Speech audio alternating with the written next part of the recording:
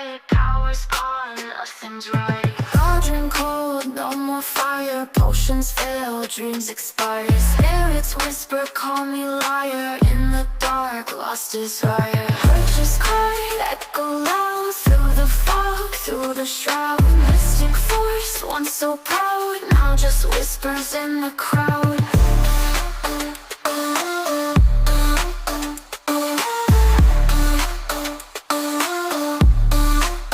Babalan TV. Hello Libra, welcome po sa inyong reading. So this is for January the 15th to January the 21st reading. Para po sa mga bago, don't forget to click the subscribe button, smash the like button, comment below kung kayo po ay nakaka-resonate, and hit the notification bell. Kung gusto nyo pong sumali sa ating live sessions, dun po yan sa ating kabilang channel, that is Babaylan TV. No? Yan po ang ating unang channel catered for our international audience. Ayan. So Libra, I want you to know that this is a general reading. You may resonate with the entire reading or you may resonate with some bits and pieces of the reading. Take what's only yours. So Libra, simulan na po natin. Libra, truth be told, come to the edge. No place like home. Libra, parang merong isang taong susurpresa sa'yo. Nga ba? So parang feeling niya rather, no? Maso-surprise ka niya. Ngayon, depende yan kung ano yung nagawa nila sa'yo. Maso-surprise ka nga ba? Or mabubwisit ka dahil nagpakita na naman itong taong to? One thing's for sure, no? Nakaplano na ang lahat. Siguro may kulang lang. Plano which means at least naisip, no? At least na doon yung goal, yung direction, doon papunta. May mga kulang lang, either kulang pa ng funds, kulang pa ng lakas ng loob, kulang pa ng pwedeng kapal ng mukha, no? Tingnan natin kung ano yung kulang. Kasi parang feeling ko for a few numbers of you, pwedeng nasa yung OFW ito, no? So, pwede rin ikaw yung binabasahan ko o yung person mo, ha? Baka sabihin nyo, baliktad po yung nangyayari. That's okay. What I am reading here is the dynamic naman. Alright?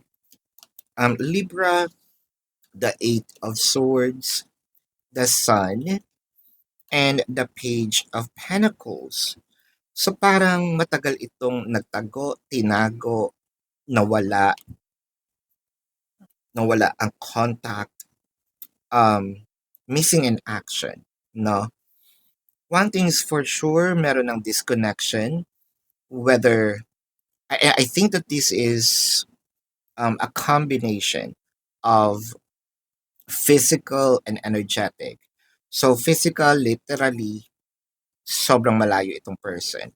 Energetic, nawala ang communication, nawala ang na nag-deactivate, no? Pwedeng may blinak, naka-block, no? Let's clarify the Eight of Swords with the Hermit and the Four of Swords. So matagal na itong nangyari, no? Or ito na ang pinakamatagal na paghihiwalay nyo nitong person na ito. And it kind of make me feel that you already gave up on this with the Four of Swords, no? Napagod na ako ng kakahanap. So parang sa'yo siguro, hindi ko na kailangan pa ng closure, no? I'd probably set this energy free. Siguro nandun na ako sa part ng hindi naman siguro ako naging masamang tao, no?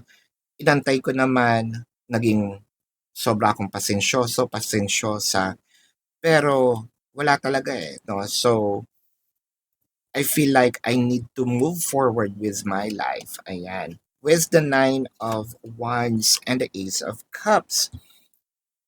For a few numbers of you, baka you also open yourself up, no? to a different energy now. So parang meron na kayong ine-entertain na iba, meron ng iba, and then this person's just going to show up as if nothing happened. So sino ang masya-shock sa inyo? Ikaw ba o si person? Yun kasi. Sino ba ang masya-shock? Sino ba ang mayroong shock factor, no? Sino ang may gulat na may gulat na baon? Ikaw ba o siya? Let's check. With the Page of Swords, the Knight of Swords, and the Queen of Pentacles.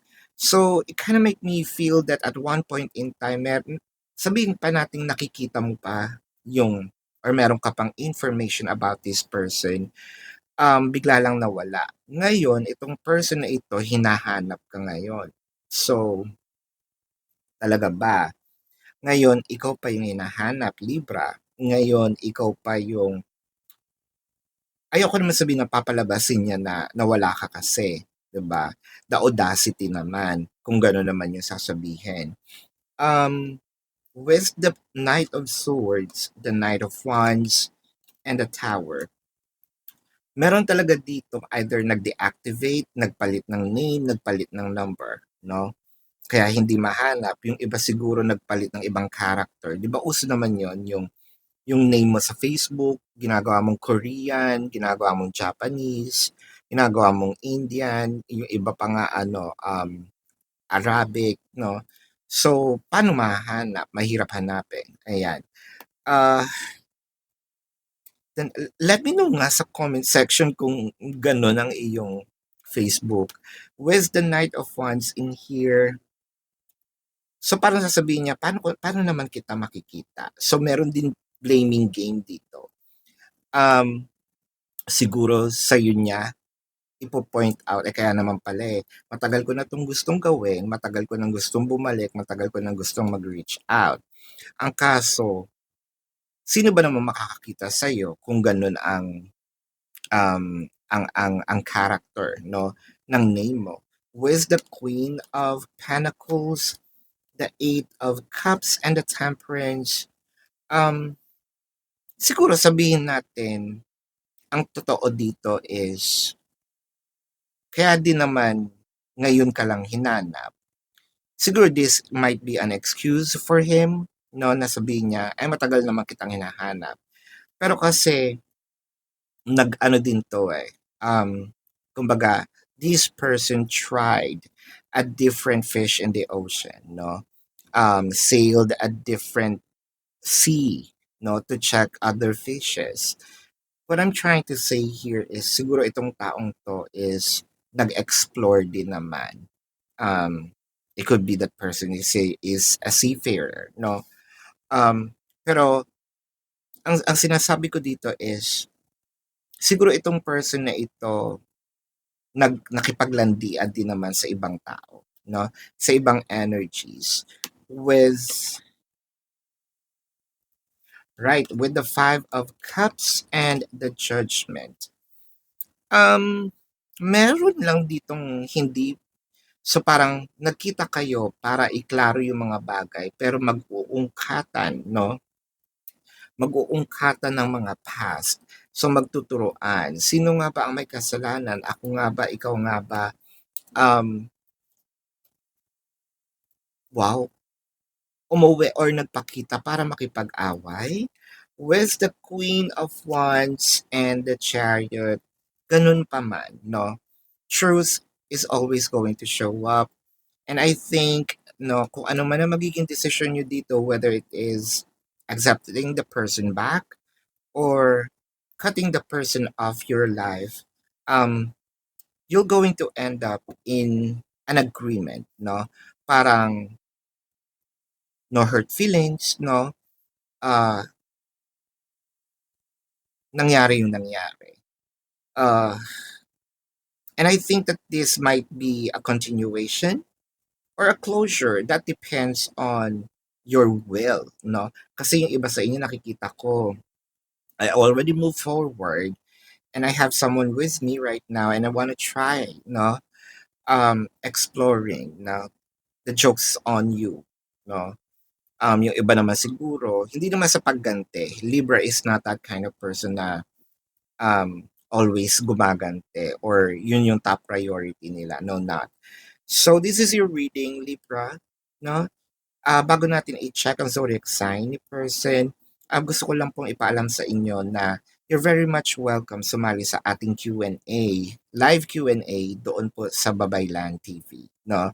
Kung hindi nyo po maabutan, pwede naman kayo magtanong dito sa comment section as long as yung question po is answerable by yes or no. Pero, kung hindi po kayo papatulugin ng yes or no na sagot lang, no, pwede po kayong dumiretso dun sa description box ng video na ito. May link po doon. Click the link, i-route po kayo dun sa aking website. Nandun po yung question form. No, nandun din po yung amount per question, the name, the number, QR codes for your reference. Ayan. I also created a 4 questions plus 1, so take advantage of it. And if you want to book a private reading, nandun din po siya. So, tingnan na natin ang zodiac sign ni person. I am seeing Cancer, Leo, Pisces, Sagittarius, Scorpio, pwedeng Libra din. So Cancer, Scorpio, Pisces are here, yung water placement, no? Taurus, Virgo is also here. Capricorn. Yeah, so this is your reading, Libra. Maraming salamat po, no? Thank you for watching. Love and light. Namaste. See you po sa susunod na reading. Goodbye.